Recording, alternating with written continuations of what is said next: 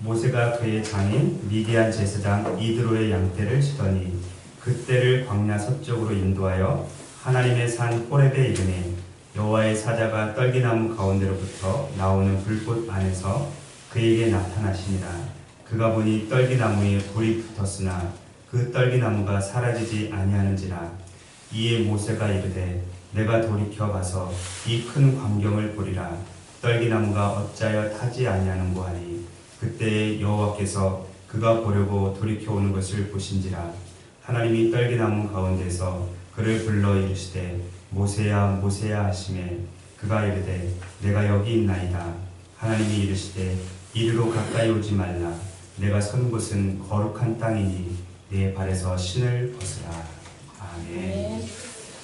이 이야기는 애굽에서 내려온 야곱의 70명의 가족들로부터 시작을 합니다. 애굽을 비롯해서 가나안 전역에 흉년이 들었습니다. 애굽에는 양식이 있다는 소식을 들은 야곱이 10명의 아들을 애굽에 보내서 양식을 사오게 합니다. 형들은 애굽의 총리가 자신들이 팔아버린 요셉인지 몰랐지만 그 후에 알게 되었습니다. 그리고 그 사실을 아버지 야곱에게 알렸습니다. 야곱은 죽은 줄로만 알았던 사랑하는 아들 요셉이 살아있다는 말을 듣고 마지막 힘을 다해서 애굽으로 내려갔습니다. 애굽으로 내려간 요셉은 그곳에서 17년을 더 살다가 모든 열조가 가는 길로 갔습니다. 하지만 야곱이 죽은 후에 얼마 지나지 않아서 요셉도 죽고 그의 형제들과 그 시대의 모든 사람이 다 죽었습니다. 야곱의 자손들은 여기서 끝난 것이 아니라 70명에서 시작해서 이제는 한 나라를 이룬 만큼 사람들이 엄청나게 많아졌습니다. 생육하고 번성하라는 하나님의 말씀에 따라서, 그리고 아브라함에게 약속하셨던 것처럼 하늘의 별처럼 바닷가의 모래처럼 그렇게 많아졌던 것입니다. 그러던 중에 요셉을 전혀 알지 못했던 바로는 애굽 왕을 통칭하는 이름입니다. 바로가 새로운 왕으로 등극을 하게 됐는데, 이 새로운 바로는 이스라엘 백성들이 점점 불어나는 것이 두려워서 그들에게 힘들고 어려운 일들을 시키기 시작했습니다. 국구송인 비돔과 람셋을 건축하게 했고, 성경에는 기록이 없지만 분명히 피라미드, 그리고 스핑크스, 오벨리스크 이런 건축물들을 짓도록 건축하도록 그렇게 명령을 했을 것입니다. 뿐만 아니라 애굽 사람들이 가장 천하게 여겼던 직업, 곧 목축업을 이 이스라엘 사람들이 도맡아 하게 되었고, 그 다음에 여러 농사일까지 짓도록 그렇게 명령을 했습니다. 그렇게 해서 10년, 20년, 50년, 100년, 그리고 점점 더 많은 시간이 흘러서 400년의 시간이 흘렀습니다. 성경을 자세히 읽어본 사람은 알겠지만 이스라엘 백성들이 애굽에서 종살이 하던 횟수가 조금씩 차이가 나는 것을 알게 됩니다.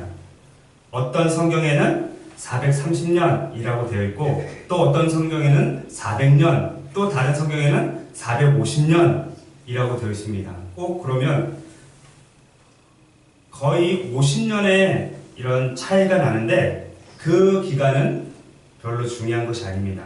중요한 것은 이스라엘 백성들이 400년 동안 애굽에서 종살이를 했다는 것입니다. 이스라엘 백성들이 애굽에서 400년간 종살이하면서 그들이 느꼈던 감정, 그리고 육체적으로 받았던 고통은 이루 말로 다 할 수 없었을 것입니다. 그래서 하나님께 탄식하면서 부르짖습니다. 하나님은 이스라엘 백성들의 탄식과 부르짖음을 외면하지 않으셨습니다. 그리고 하나님께서 그들의 소리를 들으셨는데, 그 들으신 이유는 그들이 부르짖는 고통 때문이 아니라 누구의 약속 때문에 그렇죠? 누구 하신 약속? 아브라함과 이삭과 야곱에게 하신 약속. 그 그 약속을 하나님께서 기억하셨기 때문에 그렇습니다. 우리 22장 24절 25절을 같이 한번 읽어보겠습니다. 2장 24절 25절 출애굽기입니다. 2장 24, 25 시작. 하나님이 그들의 고통 소리를 들으시고 하나님이 아브라함과 이삭과 야곱에게 세운 그의 언약을 기억하사 하나님이 이스라엘 자손을 돌보셨고 하나님이 그들을 기억하셨더라. 아멘. 하나님께서 아브라함과 이삭과 야곱에게 맺은 언약이 있습니다. 그 언약을 하나님께서 기억하시고 그들을 고통 속에서 구원해 내시기로 작정하셨던 것입니다. 그래서 한 사람을 준비시켰는데 그 사람이 바로 누구죠? 모세 맞습니다. 모세입니다. 하지만 하나님께서 이스라엘 백성들을 애굽에서 탈출시킬 한 사람을 뽑으시고 준비시키고 훈련시키는 과정이 있었습니다. 태어나서 40살이 될 때까지는 당시 최고의 교육을 받았습니다. 왕족으로서, 왕의 아들, 왕자로서 교육을 받았다면 얼마나 훌륭한 교육을 받았겠습니까? 그리고 나머지 40년의 시간은 광야라는 학교에서 홀로 그렇게 훈련과 시험을 그리고 연단을 받았던 것입니다. 지금 읽은 2장 24절 25절 사이에는 25절과 3장 1절 사이에는 무려 40년이라는 간격이 존재합니다. 그 40년의 시간은 성경의 기록이 없지만 모세가 광야에서 40년 동안 훈련받았던 기간입니다. 모세가 애굽 왕의 얼굴을 피해서 미디안으로 도주를 했습니다. 그리고 도주한 지도 어느덧 40년의 시간이 흘렀습니다. 모세의 나이가 그럼 몇 살일까요? 그래요, 80살. 인생은 몇 살부터 시작이라고요? 80부터. 어른들이 하는 이야기가 있습니다. 인생은 80부터. 누가 봐도 지극히 평범하고 나이가 많이 든 목자에 불과했습니다. 아까 본 동영상에는 좀 젊게 나왔지만 지금 모세는 할아버지예요. 80세. 그리고 그 모습에서 이제 애굽 왕자의 모습은 전혀 찾아볼 수가 없습니다. 혹시 영상을 잘 보신 분은 한 가지 단서는 발견하셨을 건데 그렇죠. 반지는 끼고 있었어요. 그래요. 반지. 다른 거는 다 없어져도 이 반지만 있으면 내가 왕자라는 것을 증명할 수 있기 때문에 그 반지는 끼고 있었던 것입니다.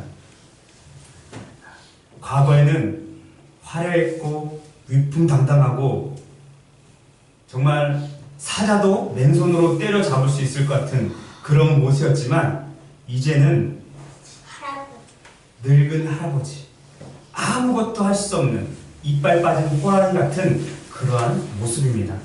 하나님께서 이스라엘 백성들을 구원하러 가라 라고 했을 때 모세가 뭐라고 대답을 하죠? 나는 입술이 둔해서 말을 할 줄 모릅니다. 그렇게 말을 합니다. 하지만 하나님께서 이 모세를 사용하시기 위해서 무려 40년이라는 시간을 기다리신 것입니다.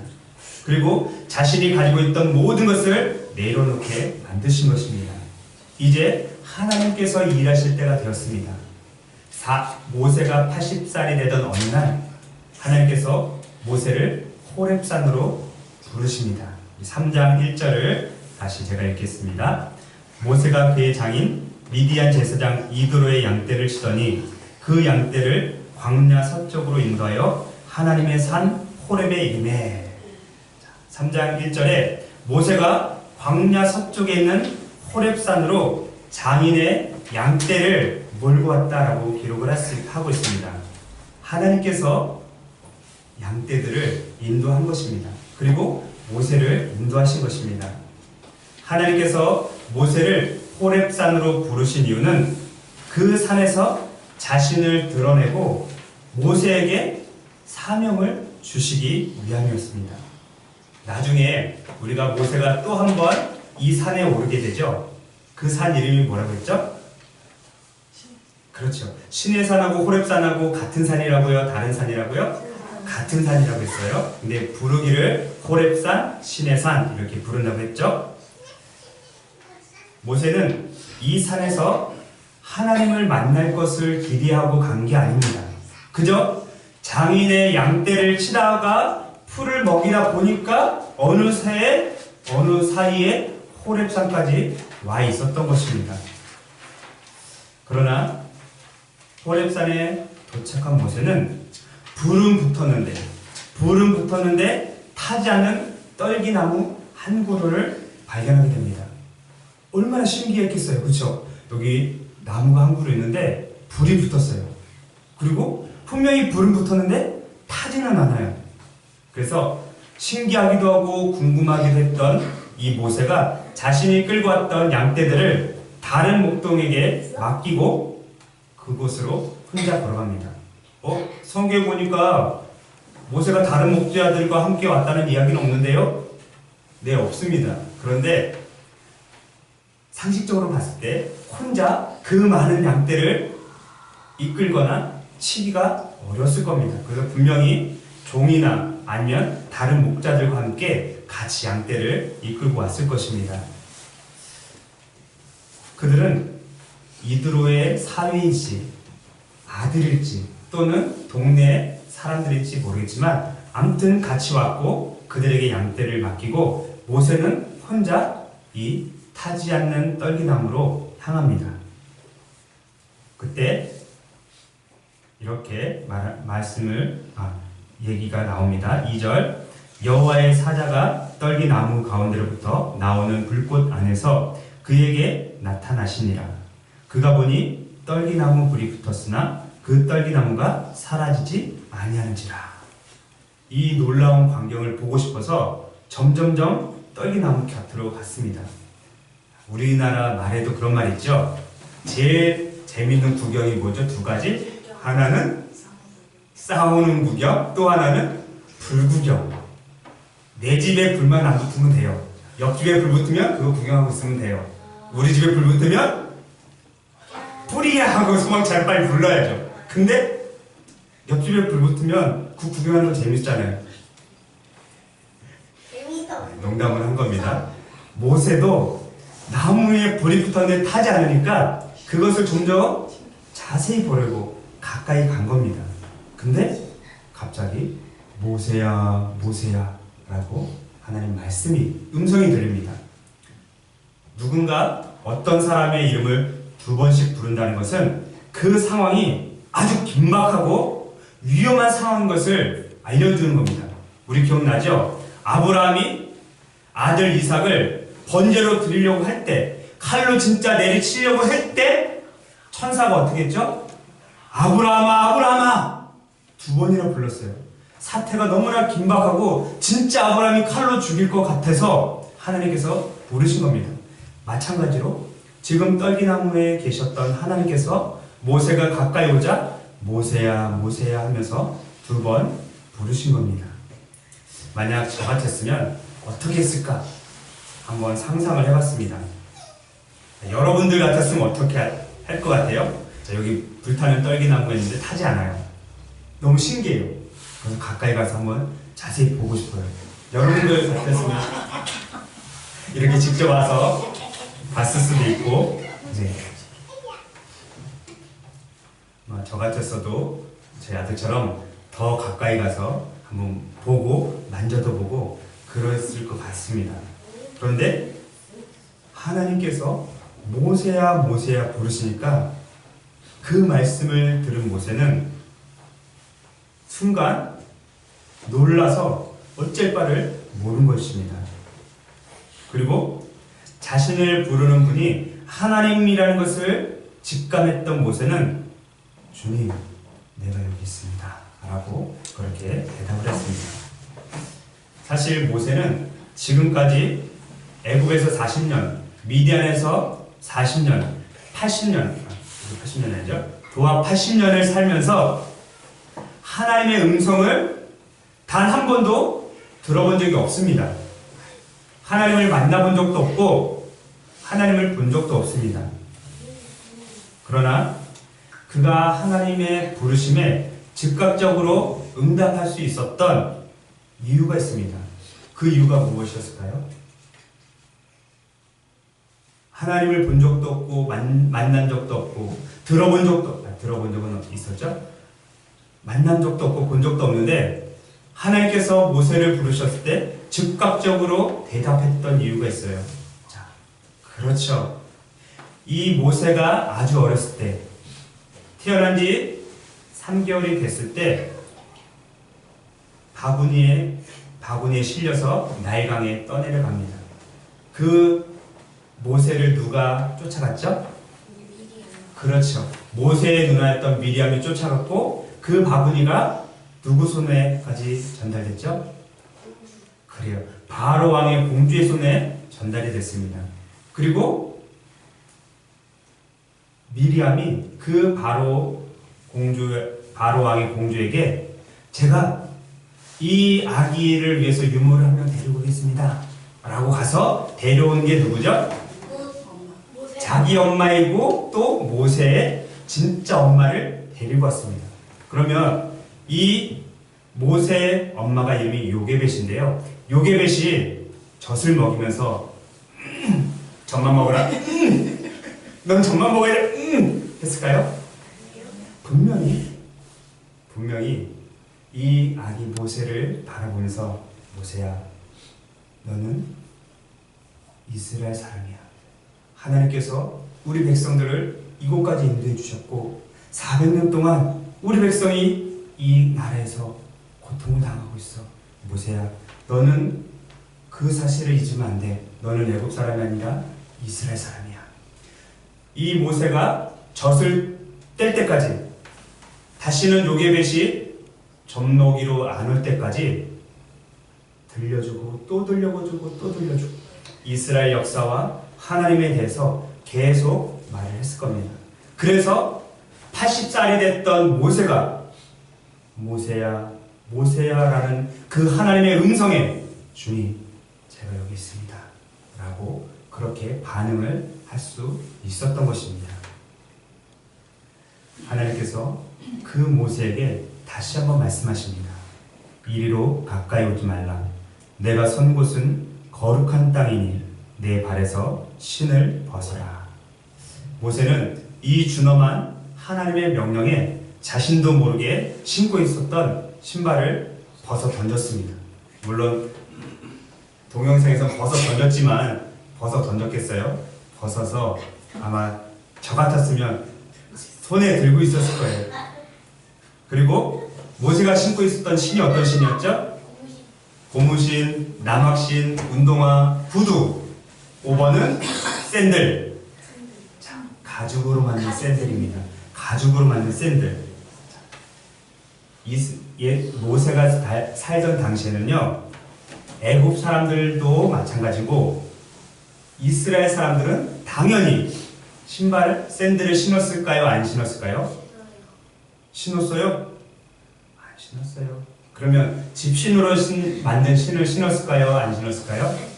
당연히 안 신었죠. 집신은 대한민국 조선시대만 신었죠. 물론 그 전에도 신었지만 모세가 살던 나라 이집트는 애굽은 엄청 더운 나라예요. 그리고 부자들이나 잘 사는 사람들이나 가죽으로 만든 샌들을 신었지 일반 평민들은 샌들 못 신었어요. 근데 모세는 샌들을 신고 있었어요. 그러면 모세가 돈이 많이 있어서 이 반지 팔아서 샌들을 샀을까요? 아니에요. 그의 장인 이드로가 미디안의 제사장이라고 그랬어요. 그래서 양도 많고 돈도 많이 있었을 거예요. 아마 아버지의 양을 치니까 그리고 부자니까 샌들을 살 수 있었을 겁니다. 그런데 당시에 누구든지 왕을 만나려면 자기 신발을 벗어야 됐어요. 그리고 어떤 신전에 들어가기 위해서는 그 신에게 예배하기 위해서는 자기가 신고 있었던 신발을 또 벗어야만 했습니다. 지금도 마찬가지예요. 불교를 믿는 사람들이 절에 갔을 때 신발 신고 들어가요? 신발 벗고 들어가요? 몰라요? 한 번도 절을 안 가봐서 그래 우리 나중에 한번 절 구경도 한번 가보자. 한 번도 안 가봐서 어떻게 들어가는지 모른대요. 네. 절에 다니는 사람들은 그 절 안에 들어갈 때 신발을 벗고 들어가요. 그리고 힌두교가 있어요. 힌두교 사원인데 힌두교를 믿는 사람들이 사원에 들어갈 때 신발을 벗고 들어가게 해요? 신고 들어가게 해요? 벗고 들어갑니다. 자, 또 있어요. 이슬람교를 믿는 사람들이 있어요. 이슬람교를 믿는 사람들이 이슬람 사원에 들어갈 때 어떻게 들어갈게요? 신발도 벗고 양발까지 벗습니다. 그러면 더러운 발로 막 들어갈까요? 냄새나는? 그렇죠. 분명히 발 씻을 물이 있을 거예요.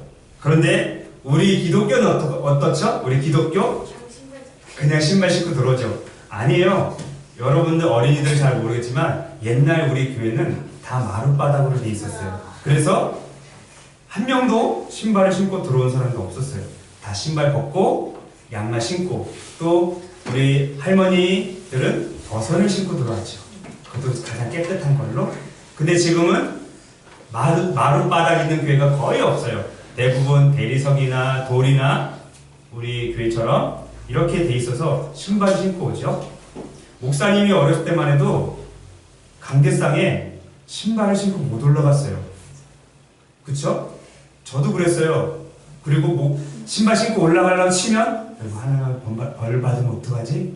하면서 무릎으로 붕붕붕 무릎으로 가든가, 그쵸? 무릎으로 가든가. 그거는 이제 신발 벗기 싫을 때는 무릎으로 쿵쿵쿵쿵 이렇게 갔고, 그냥 신발 보통은 벗고 갔단 말이에요. 강대성이 올라갈 때. 근데 지금은 어때요?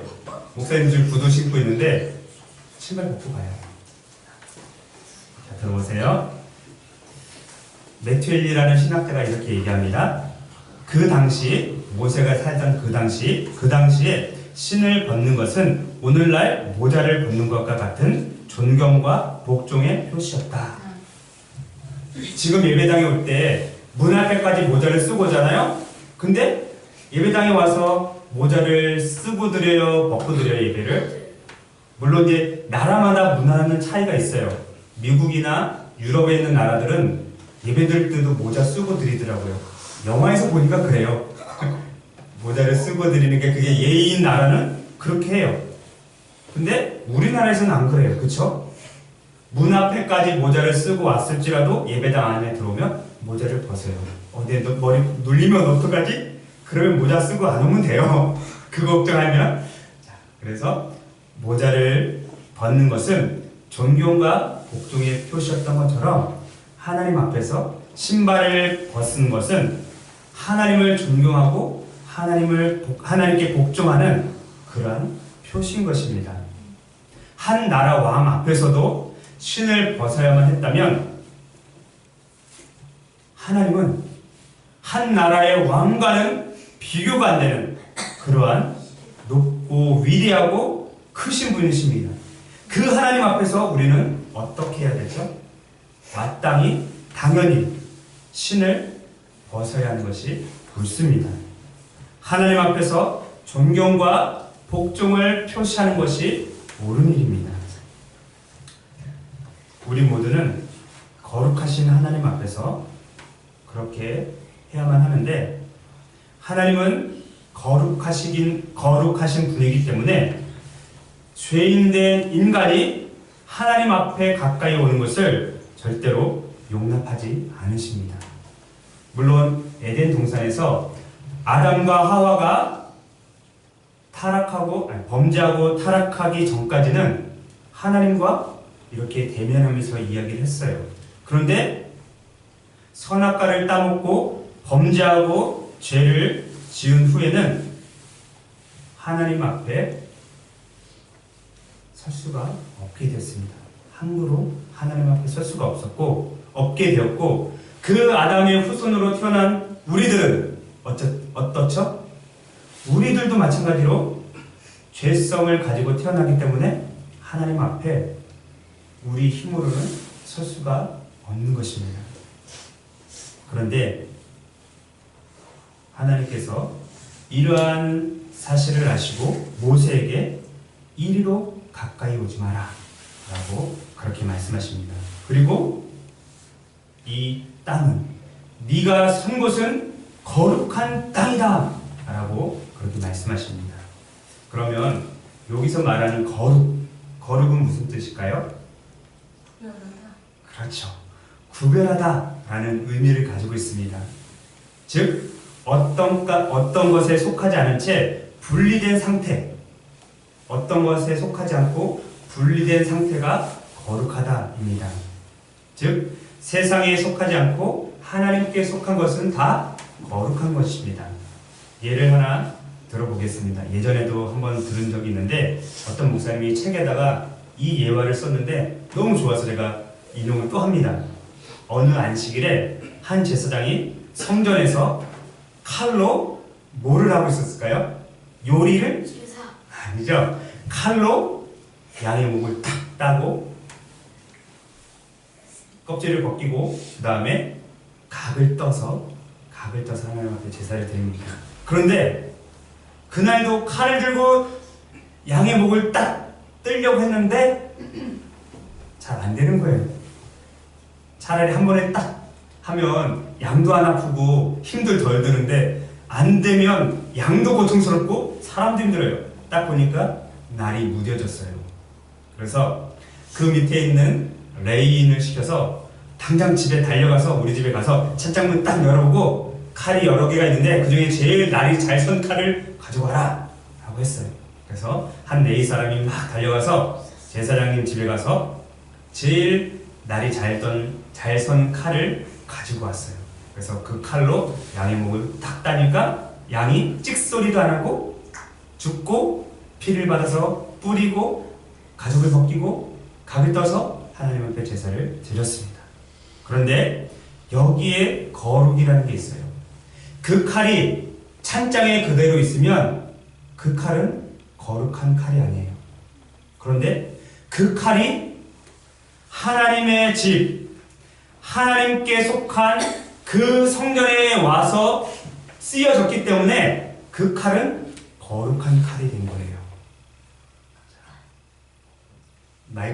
이 마이크로 예를 한번 들어보겠습니다. 자, 이 마이크가 만약에 노래방에 있다. 그러면서 이 마이크를 잡고 막 노래를 막 부른다. 제가 말하는 노래는 찬송가나 복음성가 아니에요. 노래를 막 부른다. 그러면 이 마이크는 거룩한 걸까요? 안 그렇게요. 그렇죠. 그러면 이 마이크가 조금 더 나은 학교 강당에 있어요. 교장 선생님이 친애하는 성상초등학교 여러분 이렇게 하면 이 마이크가 안 그렇게요. 좋습니다.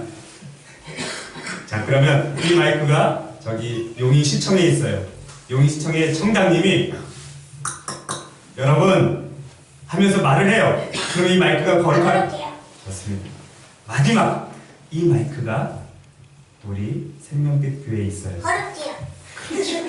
그러면 이 마이크는 거룩한 겁니다. 자, 이 화분은 어때요? 거룩해요. 피아노는 어때요? 거룩해요. 기타는 어때요? 거룩해요. 의자들은 어때요? 거룩해요. 그래요. 그래서 이 모든 것들을 통틀어서 성물이라고 부르는 거예요. 다 하나님의 집에 있는 것은 거룩한 거예요. 우리도 마찬가지입니다. 그 얘기는 제가 하려고 일부러 안 한 거예요. 그래서 우리는 이미 하나님의 아들 독생자 예수님을 믿고 구원받은 백성이 됐어요. 다른 말로 하면 하나님의 자녀가 됐어요. 그래서 하나님을 아버지라고 부르잖아요. 우리는 하나님을 아버지라고 부르는데 그 말에는 존경과 경외심과 두려움이 포함되어 있는 거예요. 그렇죠? 그래서 성경에 보면 사랑하는 하나님, Dear God 이런 단어는 없다고 했죠? 그런데 어린이들은 그렇게 쓸 수 있어요. 어른들은 그렇게 못 쓰죠. 물론 사랑하는 아버지 하나님 이렇게 얘기는 해요. 기도는 해요. 그러나 하나님은 우리가 경외와 존경과 두려움과 복종으로 나아가야 돼요. 왜냐하면 하나님은 거룩하신 분이기 때문에. 모세는 하나님에 대한 그 경외심과 존경과 두려움으로 그 표시로 자기의 신발을 벗은 것입니다. 우리도 마찬가지입니다. 어느 곳에 있든지 예배당뿐만 아니라 어느 곳에 있든지 아무 곳에 있든지 하나님께서 주의야 내 발에서 신을 벗어 하면 우리는 신을 벗어야 돼요. 그렇다고 진짜 벗으라는 의미는 아닙니다. 거룩하신 하나님에 대한 존경과 경외와 복종과 순종하는 마음으로 그렇게 하라는 것입니다. 하나님께서 모세를 통해서 이렇게 말씀하셨습니다. 나는 너희의 하나님이 되려고 너희를 애굽 땅에서 인도하여 낸 여호와라. 내가 거룩하니 너희도 거룩할지어다.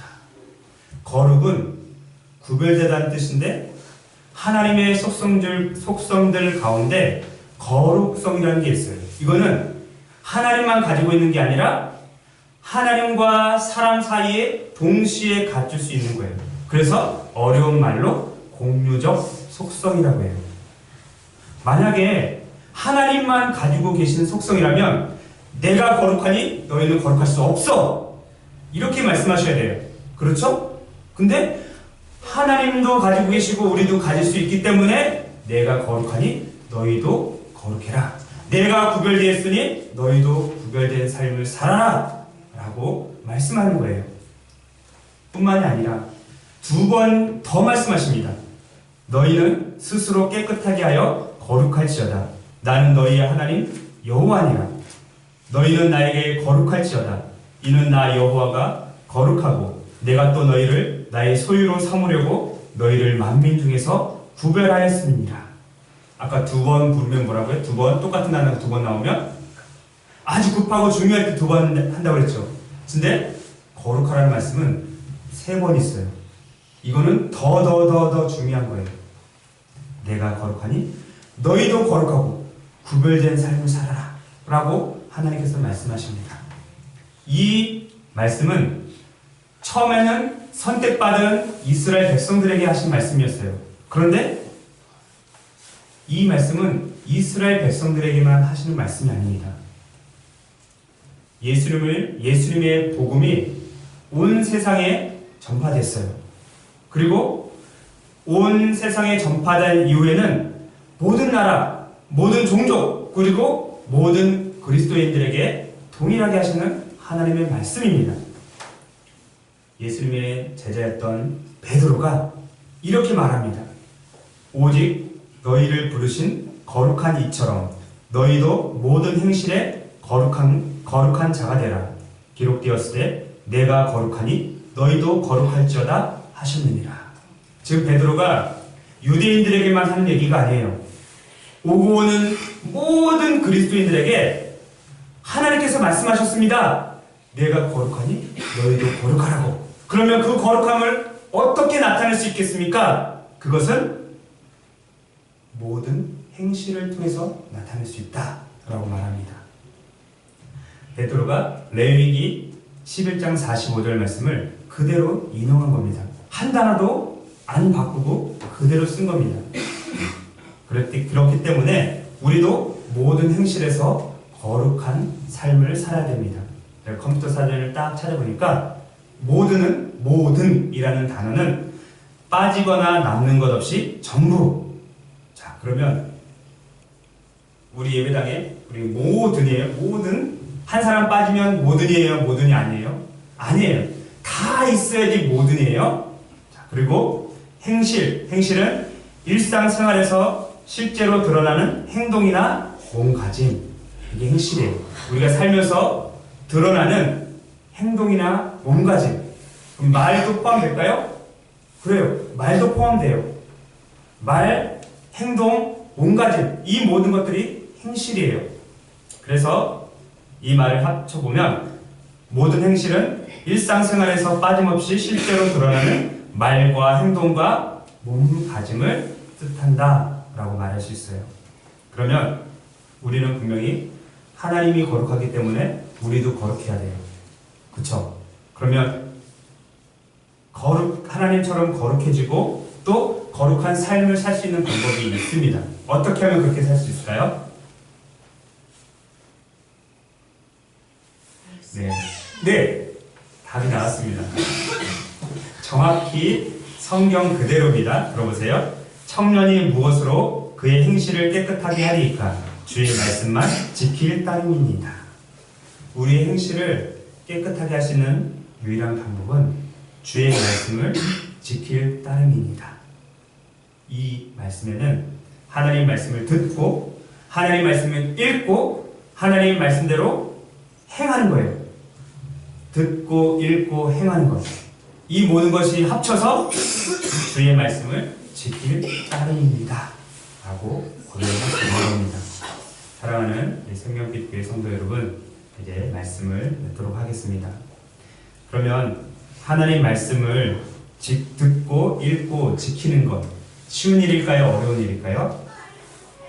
왜 어려워요? 쉬워요? 자, 그럼 왜 쉬워요?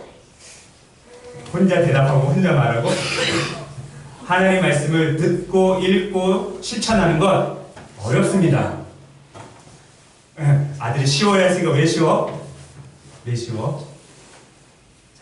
우리 아들이 쉽다고 하는 얘기가 있어요. 저희 가족이 도저히 안 되겠다 싶어서 지금 말씀 읽기를 다시 시작했는데 우리 아들은 아직 한글을 못 돼서 이 스마트폰에다가 성경 프로그램 앱을 다운받아서 그걸로 듣고 있어요. 그래서 쉽다고 하는 거예요. 그쵸?